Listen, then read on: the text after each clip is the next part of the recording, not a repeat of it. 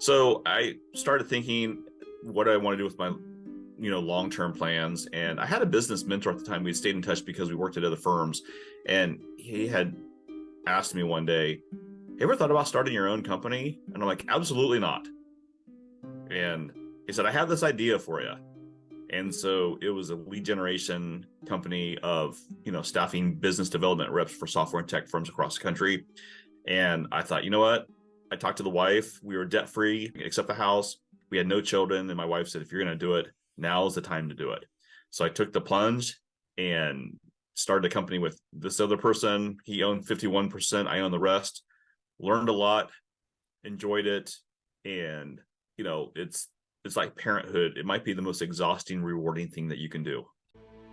In a corporate world where all employees have great leaders with no egos that create fun cultures where people can do their best work, the employees and companies thrive while doing great things for the customers, themselves, and each other. Well, we know that rarely happens. I'm Jeff Palacio. I have been a leader for over 40 years for every t-shirt size company from small 16 employees to extra large over 1 million. Please join me while I interview outstanding leaders that will share stories of great leadership and not so great. It will help you become a better leader while poking fun at all the crazy shit that happens in corporate America. Hi, I'm Joe Deshawn, and welcome to the Corporate Couch with Jeff Palacio. Today, Jeff is interviewing Ray Ruecker. Ray is the Managing Director and Chief Connector of Connect 5000, a lead generation, prospecting training, and sales consulting company. Prior to founding Connect 5000, Ray had worked in a variety of roles in sales, lead generation, and business development. Ray has a Bachelor of Business Administration degree in Marketing and Management from Washburn University.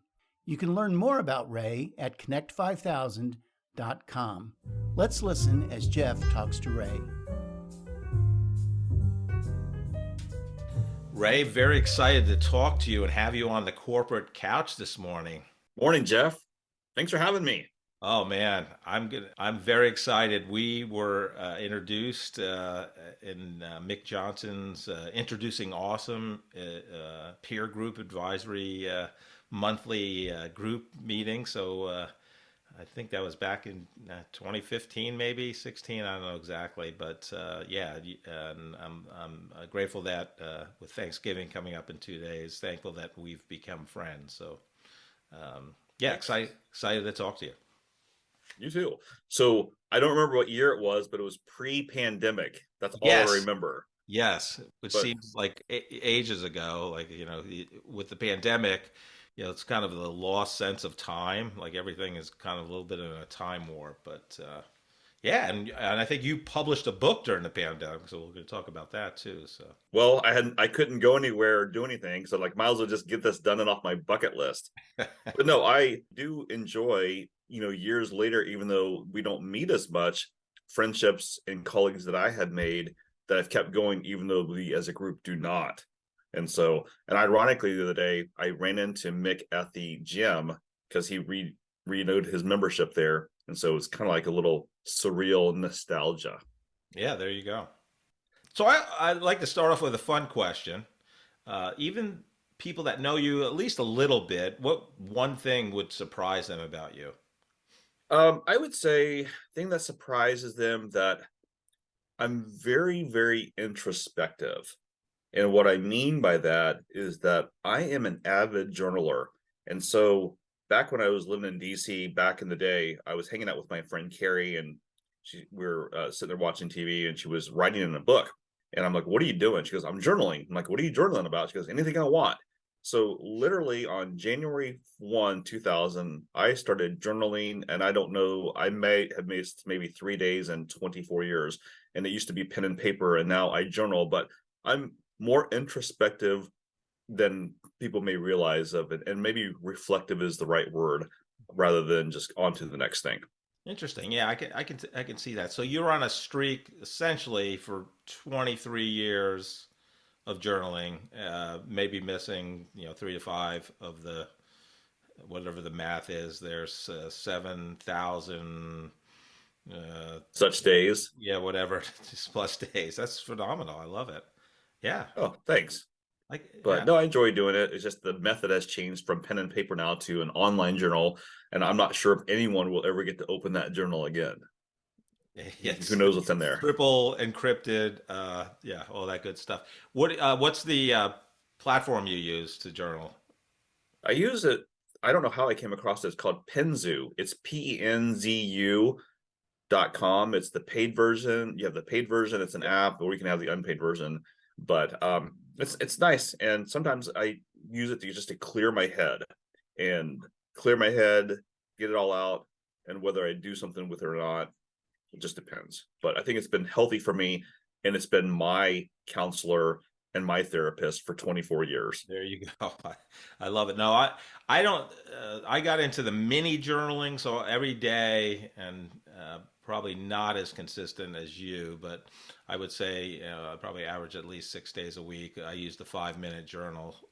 So every morning you do 3 things you're grateful for, 3 things that would make it a great day today, and then some kind of affirmation that you want to write down, and then before you go to bed at night, 3 great things that happened today, and what did I learn today. So that's kind of what I've been doing. So that's kind of the mini journaling. But I'm a big believer in that. I think it unloads things in your mind, to clear your mind, to think better, to relate better, to be more present. So it's not all caught up in your limited RAM brain memory.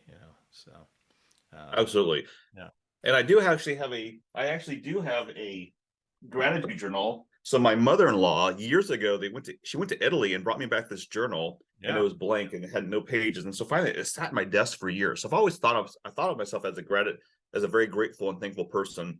But I think about 2 years ago, I decided to write only things I'm grateful for in this, just as a gratitude journal, even though I'll still write things that I'm grateful for on my journal. But I think that, I don't know who said it, but some famous philosopher said, an unexamined life is not worth living.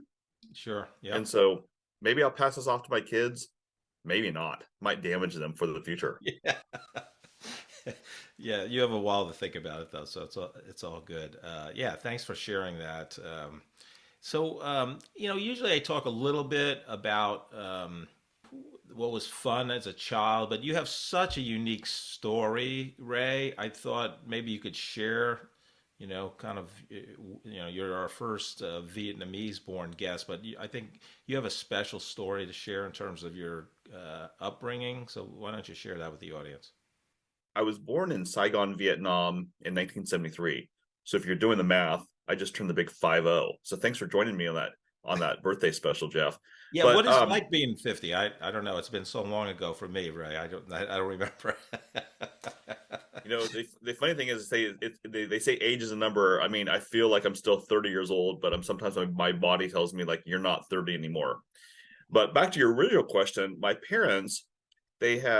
both of my parents are white. They had 2 of their own children. They couldn't have any more, so they decided to adopt. So somehow, some way, they came across this organization called World Vision, and they started the process. So long story short, I was born in Vietnam, and then the story is that World Vision found me and 2 other boys wrapped in newspaper on orphanage steps, and they weren't sure too much, but the other 2 boys didn't make it, and so I was the only one that was alive.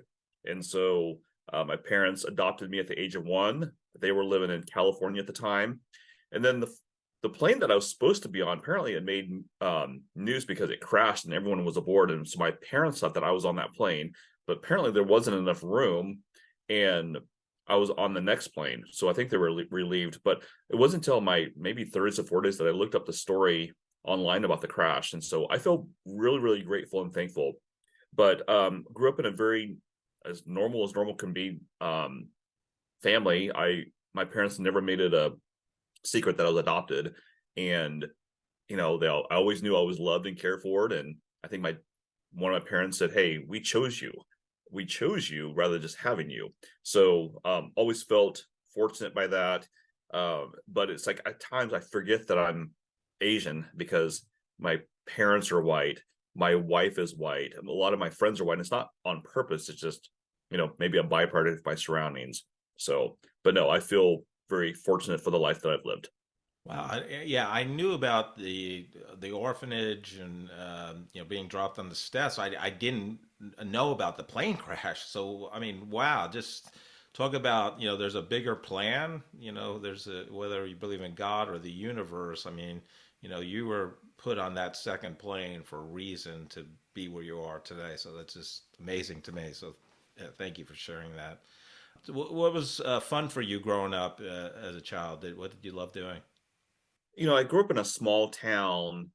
So we moved from California to Texas to Oklahoma to outside of Topeka, Kansas. So 7 miles north of Topeka is Silver Lake, and it's maybe a town of 1,500.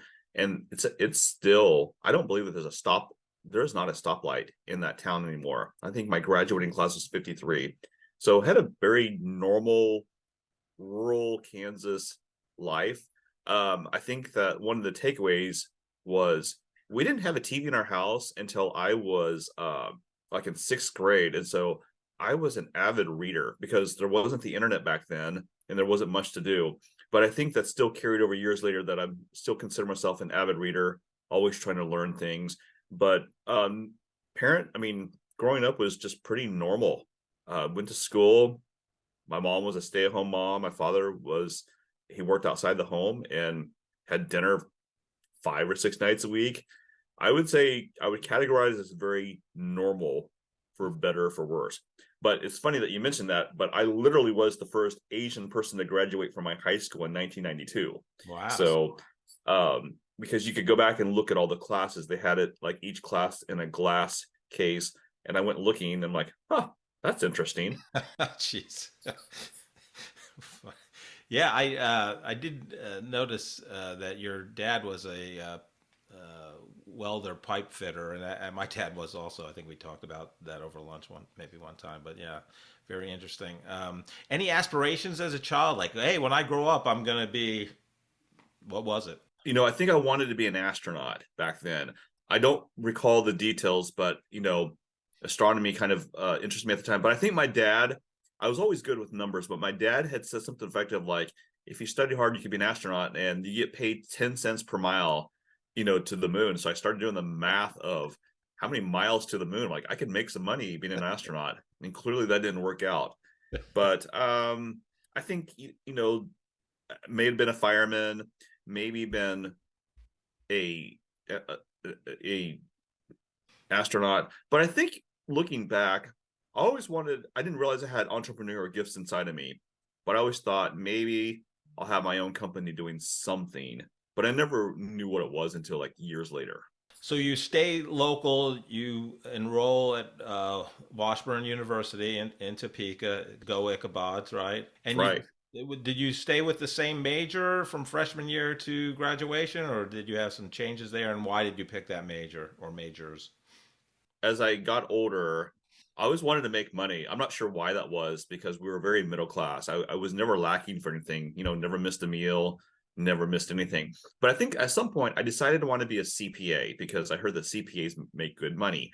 So my freshman year and sophomore year, I was an accounting major. So I think in freshman year, I took financial accounting and I did fine enough on there. And then I took managerial accounting my sophomore year and passed just fine. But then I think my junior year, they make you take intermediate financial accounting, and I got like a 31% on the test. And I decided, you know what, accounting is probably not for me. So I dropped that class. I'd never flunked anything in my life. And I switched from accounting to marketing and managing. And it was humbling, but I realized that I didn't want to sit there all day crunching numbers, that I enjoyed being around people. And marketing was generic enough that I could do a lot of wonderful things. But yes, it was humbling back then, but I have nothing but props and respect for any CPA out there because that stuff is hard. Yeah, so intermediate accounting or whatever the class was where you got a 34% is like the organic chemistry of being pre-med. It separates the people that go on versus the people who quit, right? Yes, it weeds you out, but it was probably the best thing that could have happened to me, Yeah, just because I'm looking back more of a sales and marketing guy than I would be a number cruncher. sure. No, definitely could see that. So when you graduated, tell us about the first job you had out of college, and how did you secure that job? I thought about law school. I thought about grad school. I did, a lot of the normal things, waited tables, interned. I tried one sales job and it was 100% commission, and I failed miserably. I won't even say who the company is because they're no longer in business. Other than those type of jobs, I was thinking about my life. And so I was waiting tables at the Outback Steakhouse in Topeka, Kansas, but also I was interning for a law firm during the day. So one night I passed the check to this gentleman in a suit and tie, and he says to me, "So are you finished with school yet?" And I'm thinking, like, who are you? And he goes, "You waited on me a year ago." I'm like, "Oh, okay, sure." He said, "My son's in town. He works for a nonprofit in DC, and he's looking to hire. Would you be interested in meeting him?" I'm like, "Sure, whatever. I don't care." And so I interviewed with him. It was an educational think tank in DC, and I was like, Topeka, Kansas, DC. So I interviewed with the guy, and he says, "All right, you pass. I need you to meet with my boss." So I flew to DC and met with him. And my first, I guess, real job was working for a nonprofit in DC as a program coordinator for a think tank-ish nonprofit. And so I enjoyed it, learned a lot of things, and I was out of Topeka, Kansas. I'm like, what could be better than being out of Topeka, Kansas? You go from a state capital to the capital of the nation. So there was the similarity. So how long did you stay in DC, either at that job or progressed on? What was after that for you? Sure. I stayed in DC for 3 years. And the funny thing is so I went to go meet well, I was supposed to meet my boss's boss. I flew out on the weekend and I didn't have a place to stay. So long story short, I was thinking about, like, what if I don't have a place this week? I'm kind of hosed. But so I believe that everything happens for a reason, and I believe that God was orchestrating this. So I was looking. I did the interview, and they passed, and they said, "Sure, you're in." And so I started looking for apartments and everything was just ridiculously expensive. And this is back in 1998, and I saw ads for a ton of money. And there was one ad I thought it was $600 plus a third of the utilities for essentially a closet. So I happened to look at the Arlington Sun newspaper. This is back when we had classified ads for those of you who don't remember this. And I saw a an ad that said $300 a month plus a third utilities. And I'm thinking, I know what $600 gets me. What is 300? So I happened to call the number. I did not leave a message. The guy calls back, and I was staying with my boss on his couch for the weekend, and he answers the phone. He's like, someone called here, like, oh, it must have been Ray, looking for a place. So I thought to myself, I have nothing to lose at this point, minus my pride and dignity. So I took the taxi cab out to there, and it was two other guys. One guy worked for the Pentagon, and the other guy he went to school at George Washington University. And the place was immaculate and clean. I had my own room, and I have to share the bathroom. So from 98 to 2000, I lived for $300 a month plus a third utilities. Wow. And it was my sign that I was supposed to be in DC. Yeah, yeah. But while I was in DC, I worked for the nonprofit for a year.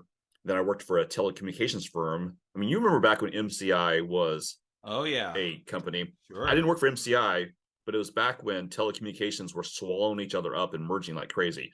Yeah. So the company I worked for was Facilicom. They merged with World Access, then bought out by someone else all within months. And I left there, and then I went to work for a PR firm, which I loved because I talked to people who are literally on the news. Some of them, they've long since retired. And that was fun, getting people booked on shows like the news that night, getting booked on radio appearances. And then after 3 years, I moved to Kansas City, which was close enough to Topeka, but far enough away. So at the telecom company in DC, were you doing any outbound calling there? What was your role there?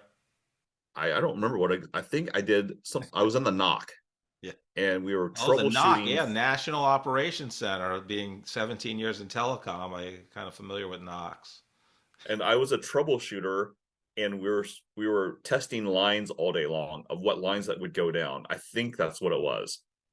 Interesting. Interesting. But back in the day, if you remember, there was a lot of my friends were getting jobs in the telecommunications business, and so MCI was one of them. And to get a job at MCI right out of college was a big deal. And Oh, obviously, sure. the world has changed since then. Yeah, it's literally because most people listening to the podcast don't know who MCI is. But Or even Sprint now, yeah, who just got acquired by T-Mobile not that long ago. yes, 100%. But those were the days in the '90s that it was all about long distance calling, and it was all outbound and getting people to switch or getting people to come to either MCI, Sprint, or AT&T. So it was a very vicious where telemarketing and telesales got a bad name because you would interrupt consumers' dinners. Right. I do remember interviewing with Sprint when I first moved back here to Kansas City. I think it was a sales job selling something. And I just remember in the interview, they said, and the most that you can make here is $250,000. We will cap your income at $250,000. And I'm like, all right, that's a good problem to have. And if I get there, I'll be okay. And I didn't get the job. It was just funny of Sprint's best practices. Well, and think about it in today, early 2000s, 250,000 is what, 750,000 today, or whatever, 600,000. Who knows? Who knows? Not Inflation. not bad for slinging long distance services. That's right. That's right. But I Uh, do remember I do remember. It reminds me of that. I think it was Alyssa Milano. Remember, she did the 1-800 Save a Lot, the right, Save a right, Lot commercials, right. and all those prepaid cards you'd have to buy in order to call long distance. It's kind of funny now with Yeah, technology today.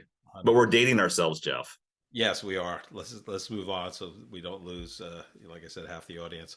Yeah. So tell us about your first sales role and how did you get into the sales realm? Was that in Kansas City, I assume? Yes. So I moved back here, and I needed a job right away. So I went to go work for Enterprise Rent-A-Car, and they just hired people like crazy. I mean, I think they expected their turnover to be like at least 80% plus. So I got a job right away at Enterprise. It was kind of great because you learn to drive the city, and I was unfamiliar. Bounced around a couple places trying to figure out what I don't want to do with my life.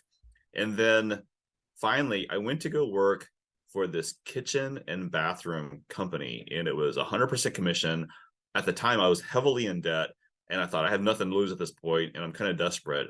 And so it was a guy from church who had started a company who eventually um, sold the company to Home Depot, but his manager, uh, the sales manager at the time, really invested in my career and really taught me how to sell. I always had the gift of gab, and I always thought I had decent communication skills, but looking back, learning how to sell was a completely different story. But I think of Jim, how he poured a lot into my life, invested in me, and I can contribute a lot of my success today from his investing in me. Yeah, I think a common theme amongst the guests I've had. I mean, they have at least one mentor that really helped their career, and they still reflect on that person, years later. Um, so, Yes. uh, And it takes it takes a village kind of a thing is true, and not many people get to their mountain, wherever their mountain is, completely by themselves. And so I think of a lot of mentors in my life, and Jim was just one of them who, looking back, like there was no way I could repay him, but invested time and energy into me. And I think now, like, investing that, paying it forward to people in my life. right. Yeah, it's like great teachers you've had in the past. You never forget them and what they taught you, and it's more about less about the subject they were teaching, but more about life skills and Yes. being a great person. So, um, yeah. So, what what led you to co-found your first company? So you kind of get out of the W-2 world and say, okay, I'm going to start my own company. Tell us about that journey, Ray. Sure. Well, if I think back to high school, college, maybe post college jobs, been fired 7 times in my life, and I'm pretty certain I probably earned at least most of them. But so I worked for the kitchen and bathroom company for, I don't know, 3 to 5 years, and really honed my craft. And but it was working a lot of nights and weekends. And so in 2005, I got married and I wanted more stable hours. So I went to go work for a software company in Lenexa, Kansas, and much more normal hours, much more normal life. And it was great. I learned a lot, learned how to sell, a lot of outbound prospecting and outreach. Well, my supervisor and I didn't get along the best, and the owner went out of town, and so she told me to move on the day before 4th of July. And so it was kind of like I knew something was going to change my life. I wasn't sure exactly what was going to happen. So I came home. My wife had taken the day off, and she's like, "What are you doing home early?" I said, "I lost my job." She says, "Okay." So I started thinking, what do I want to do with my long-term plans. And I had a business mentor at the time. We stayed in touch because we worked at other firms, and he had asked me one day, "Have you ever thought about starting your own company?" And I'm like, "Absolutely not." And he said, "I have this idea for you." And so it was a lead generation company of staffing business development reps for software and tech firms across the country. And I thought, you know what? I talked to the wife. We were debt free with the house. I mean, except the house. We had no children. And my wife said, "If you're going to do it, now is the time to do it." So I took the plunge and started a company with this other person. He owned 51%. I owned the rest. Learned a lot, enjoyed it. And, it's like parenthood. It might be the most exhausting, rewarding thing that you can do. I love that. Um, Before we talk about a little bit more about that journey, that starting your own company, what was the big disagreement with your boss that literally waited for the owner to go on vacation and then fire you?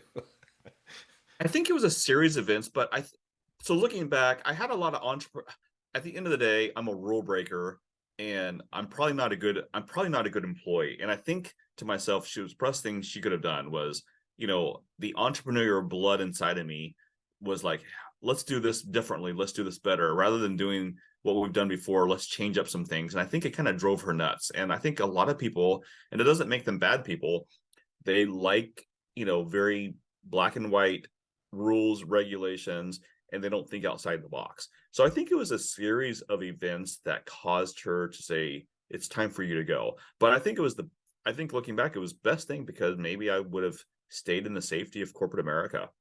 So, but I would say, I don't know if it was one event, it was probably many. Yeah, again, there's a helping hand guiding us along our life's journey, I believe. So, um, yeah. So, what happened to that first company with your co-founder, and what was next for you after that? Sure. So we worked together for a couple of years, and I think we worked well together for a while. But at some point, he had other business ideas and other things that he was co-owning, and he didn't have as much time. And I felt like I was bringing in all the revenue and doing all the heavy lifting, but he was still getting, 50% of the income. So I checked with my lawyer to make sure I wasn't violating any, non-competes or whatever. And she said, "You're free and clear." So I decided to start my own company. And so literally the same type of company, but just a different name. And I said, "Hey, I'd like to start my own." And I think he enjoyed it. I think he was stunned at first, but then he's like, "We're moving to California. This frees me up." I'm like, "Okay, great." And started Connect 5000 in March of 2010. Wow. And it's been wonderful. It's been challenging, and it's been rewarding. So talk about the name of the company. I think the way you got to that name. I think it says a lot about you as a person, and yeah, let the audience know how Connect 5000 came about. I didn't realize it until like years later, but I've always been a connector. I've always connected people together through odds and ends, various things, but never really for income wise. And I was always able to connect the dots on just weird things for people that they should meet because of blank, and it served me well. So when I was thinking about leaving my business partner, there was a company, I don't know if they're in business, but it's called Target 250, and they targeted the something 250, like the Fortune 250, and they set up meetings for them, these type of companies. So I started thinking about like, what am I in the business of doing? And thought about it, and I thought, you know what, I'm in the business of connecting people. And so then I thought about the Fortune 5000, because everyone wants to call on the Fortune 500, but there's plenty of clients and companies below that who are profitable, have money, and can use services, but not everyone and their brother is calling them. So I kind of connected the dots of Connect 5000, made sure that the URL wasn't taken, and I grabbed it. And at the end of the day, that's what we're doing is, we do business development, lead generation for companies, but at the end of the day, we're connecting buyers and sellers together. Yeah. So you started in 2010. It's basically being whether it's lead generation or being an outsourced inside sales business partner. So 2010 to 2023, what big changes have you seen since you started the business and where it's at now? Whether that, I mean, obviously there's technology changes, but kind of what else have you seen during that from the beginning to where we're at now? I'll give you a side story. So from 2010 to 2013, I had Connect 5000. And then one of my clients wanted to hire me full time. And so I actually set the company to a side for a bit and went to work back in corporate America. And I thought, oh, I like the black and white. I kind of I think looking back, the company had a slow point. It didn't come to a screeching halt, but it came to a slow point. And I was like, what am I going to do? And the client, needed someone like me. So they hired me full time, salary, benefits, and everything. So I went to go work there, and after 6 months, I was bored to tears. Went somewhere else, and I had to travel a ton. I was traveling 3 or 4 days a week. And then my father passed away in 2015. So I basically decided, okay, that's enough. And I went back to Connect 5000 full time. I kind of burned the ship. I'm like, you know what? Corporate America is not for me. I'm most happiest when I'm working for myself. And so I went back to that. But I would say that, if I look at the shift, people are tougher to get a hold of, right? People are inundated with whatever, they're busy, they're, time starved, and you could predict with ease how often you could get a hold of someone back in the day. It's definitely gotten worse. And I think the pandemic made things worse because everyone started working from home. And unless you had their cell phone number, the only way you were going to get a hold of them was by email. But then if people are getting inundated with email all day long, they literally may not see your email. So I think that's been a massive change of barriers have gone up, response has gone down significantly. And I don't think it matters if you're Amazon, Microsoft, or a Connect 5000.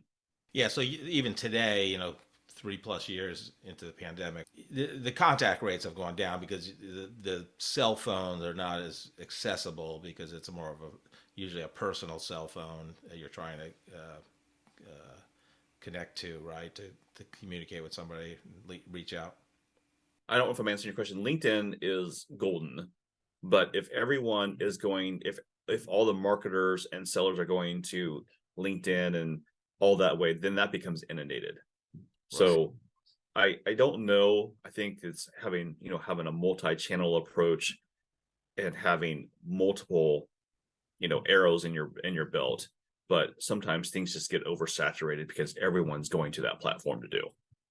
Yeah, if that's what you meant. Yeah, no, exactly. So and then you decide that you write a book during the pandemic. And we'll talk more about the book. But what was your thought process about writing your first.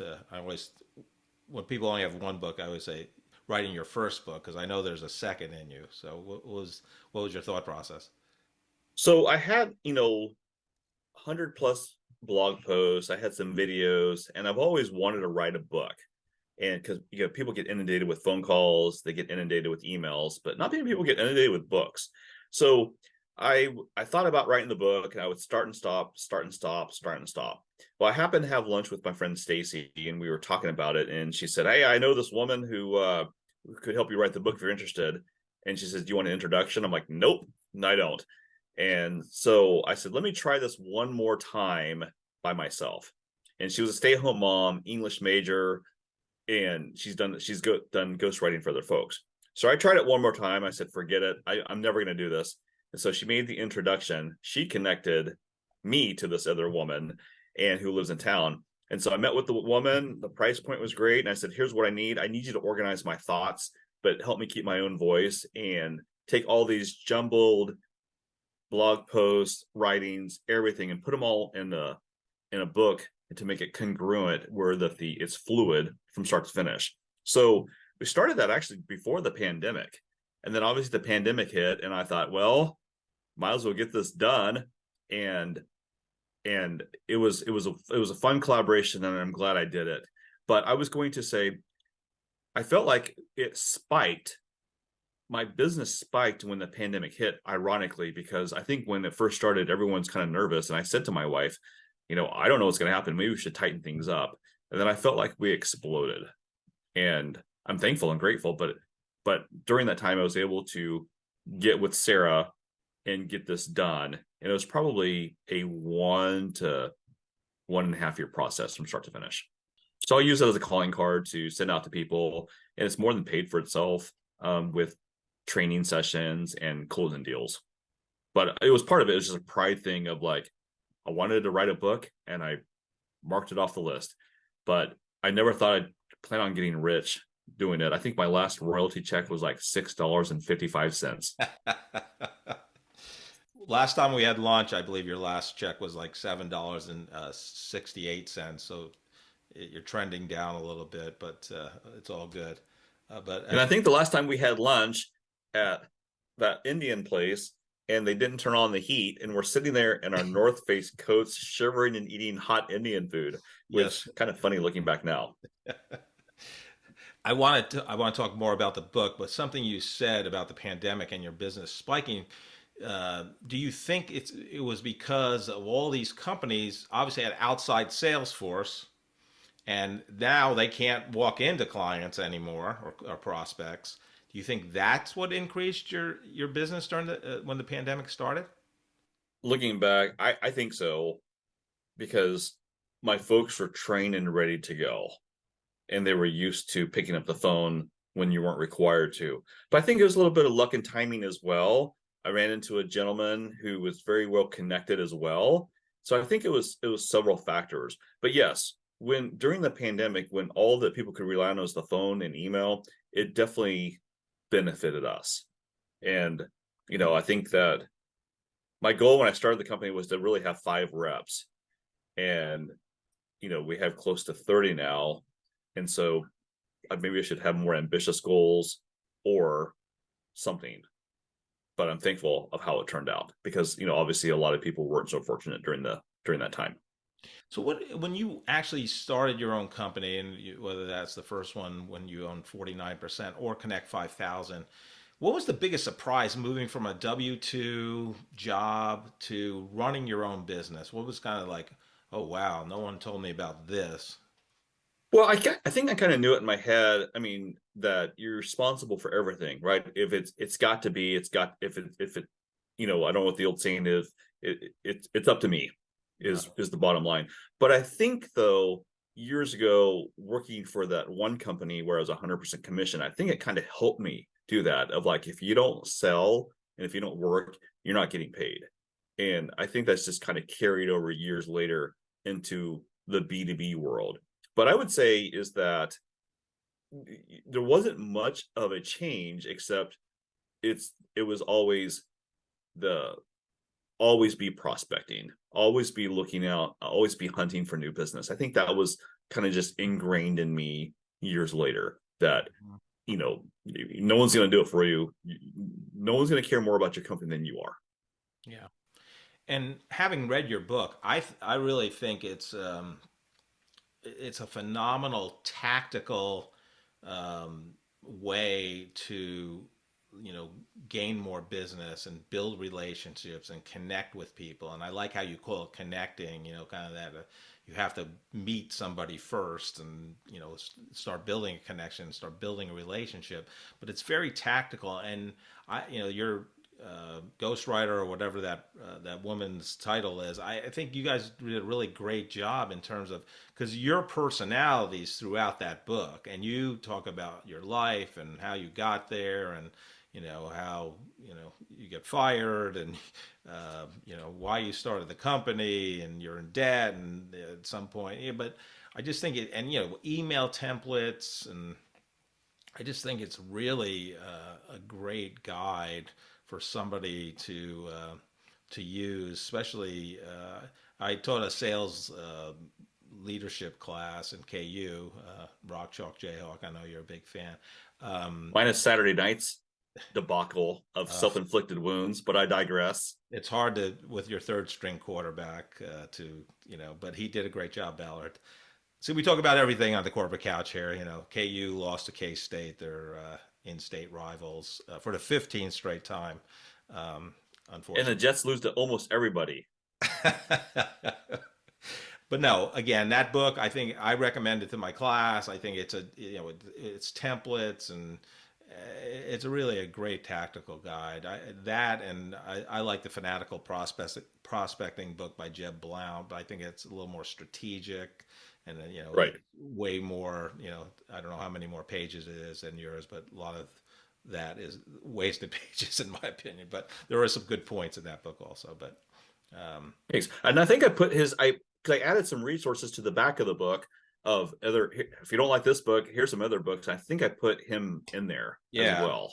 Yeah, no, and you talk about Zig Ziglar, and yeah, you have a lot of other, I'm actually looking at your resources. Yeah, you have a lot of books actually for additional resources. But yeah, I'm sure that one's in there. And I didn't get the corporate couch as a resource because it wasn't in existence back then. Yes, thank you for the shout out. When you write the new edition, you can add that. That'd be great. Right. Yeah. So, what's next for Connect 5000? Where's kind of the, you know, what's the long term vision? Where are you going to take it? Part of me thinks, depending on what day you ask, there's parts like I feel fortunate and very thankful. And ironically, it's Thanksgiving week, of, you know, taking an idea and employing 30 people. That's been satisfaction. Again, if we don't grow past that, I'll be thrilled to death. I think now the next step is, how do we make the company much less dependent on Ray Ruecker, so that if Ray disappears and goes on vacation for a week, and it will hum by itself. Like, I got to go on vacation and I can go do things. And it's really training future leaders.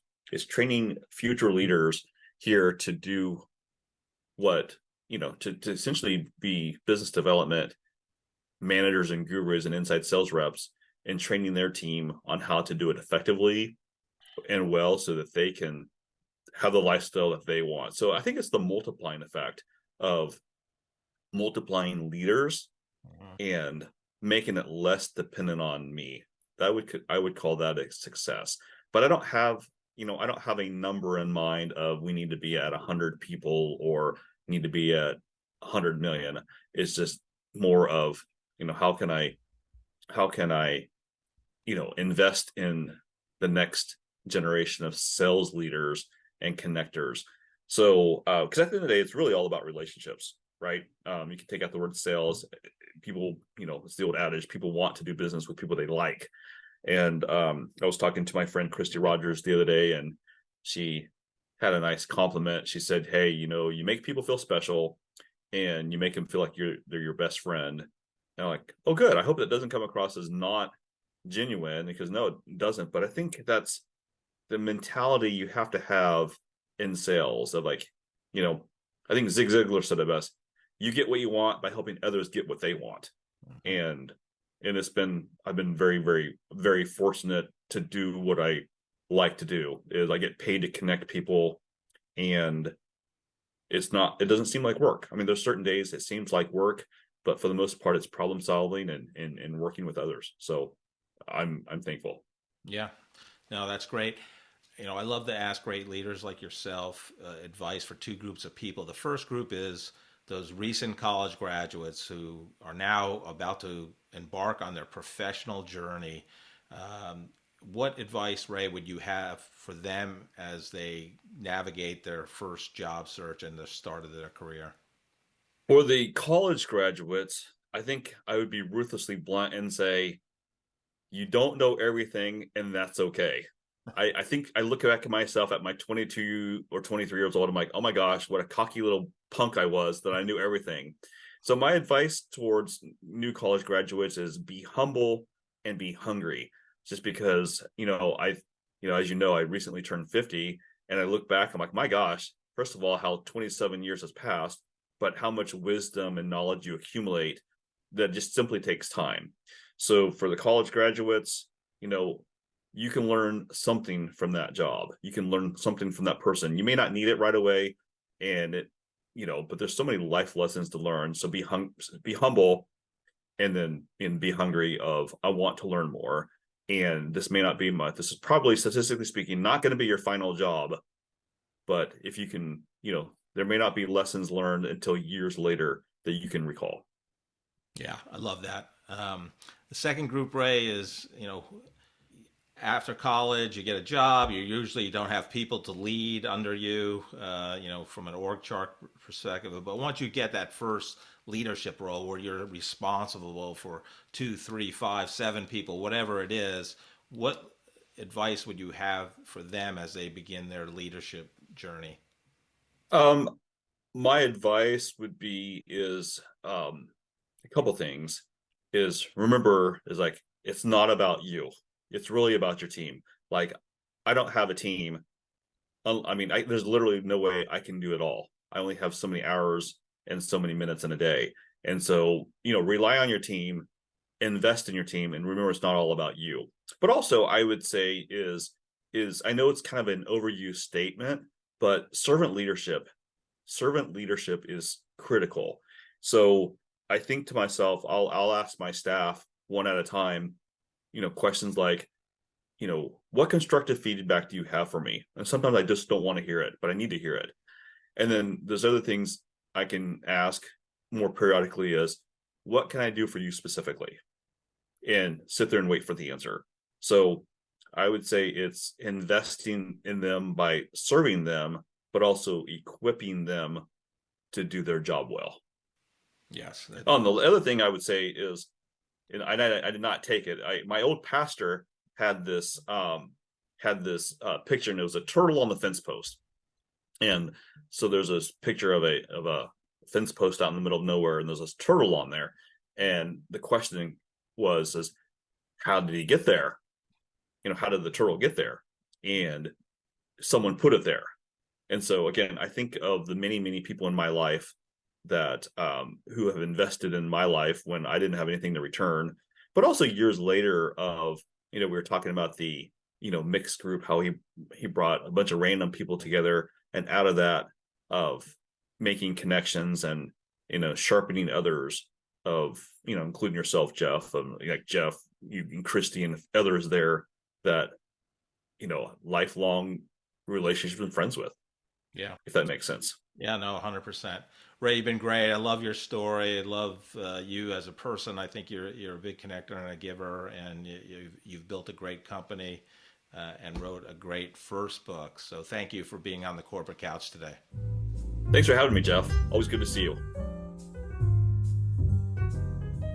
I just love talking to Ray Ruecker. He's just he became a friend as we met at a peer advisory group that met monthly, started by Mick Johnson, and his story, incredible. I knew that in the orphanage, he was one of 3 boys babies left on the steps of an orphanage in Saigon at the end of the Vietnam War.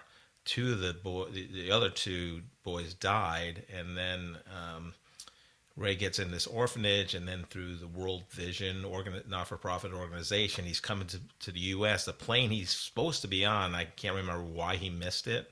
Obviously, he's a baby, so it wasn't his fault. But the plane crashes. Like, I think everyone dies on the plane, and then he gets on the next plane, and it seems like a wonderful family that adopted, 8 total children, and I just think it's a great story and interesting career. But I love Connect 5000 because I love the name. So he's a connector, and he's generous, and he's always trying to put great people together, and so Connect 5000. I said, well, why the 5,000? He goes, well, it's kind of the Fortune 5,000.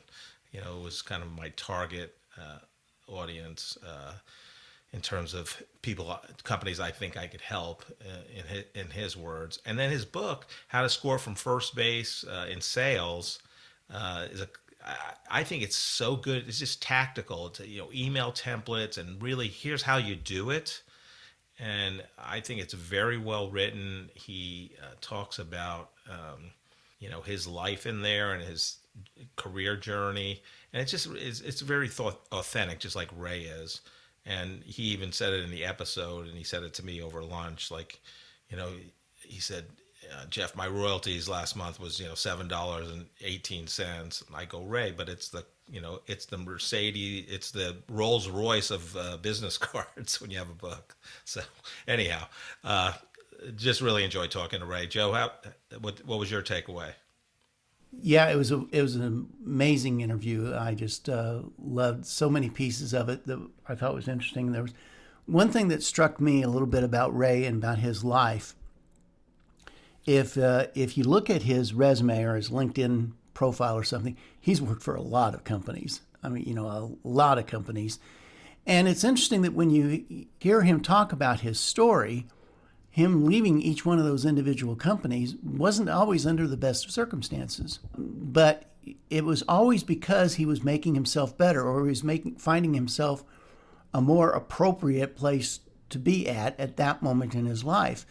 That right there is a message that I'd like to give to our audience, is that everybody's got their own individual story. I worked for very few companies in my entire life, stayed with them for a long, long time. Ray worked for, a dozen or so different companies. You've worked for a lot of different companies. Everybody's got their own different story about their life, and none of them are good or bad or anything. It's just what it is and what you make of it. Ray has obviously, through the company that he ended up landing on and founding and runs today, has landed in a very good situation. And I think that all of those individual pieces of all of those experiences they had at all those different companies, each one in its own way contributed to the success that he enjoys today. I think that's a great lesson to learn. Yeah, 100%. And yeah, he moved on because he needed to. And, I think he was professional in terms of his disagreements with his manager or the company owner, but he did what he needed to do. What other leadership advice would you want to leave our great audience during this 2023 holiday season, Joe? Today we're going to go to a great philosopher that I don't think we've visited before, and her name is Phyllis Lapin. Phyllis one time said about her boss, Michael Scott, she said, "I'm glad Michael's getting help. He has a lot of issues, and he's stupid."